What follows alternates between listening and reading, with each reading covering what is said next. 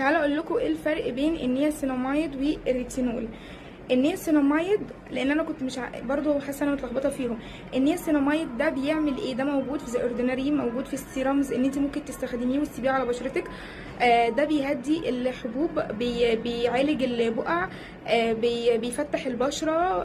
هسيب لكم صور الحاجات فيها هنا نياسيناميد. تمام. اما الريتينول لا، الريتينول بيعالج الخطوط اللي في البشره، او مش بيعالجها، هو بيمنع ظهور الخطوط والتجاعيد على المدى البعيد، وبيعالج يعني بيعمل تقشير للبشره، تقشير خفيف، بيقشر البشره. النياسيناميد ممكن نستخدمه بالنهار عادي جدا بس نحط سان سكرين. الريتينول بنستخدمه بالليل بس، ما ينفعش نستخدمه بالنهار لان هو بيشتغل بالليل بس. بنحطه بالليل وبيشتغل بالليل، ونحط عليه مرطب زي اكراتين، زي سان باي مي سيرم، زي الكريم بتاع تيلوفيل الفريتينول، وحاجات كتيره فيها ريتينول. فده الفرق بينهم.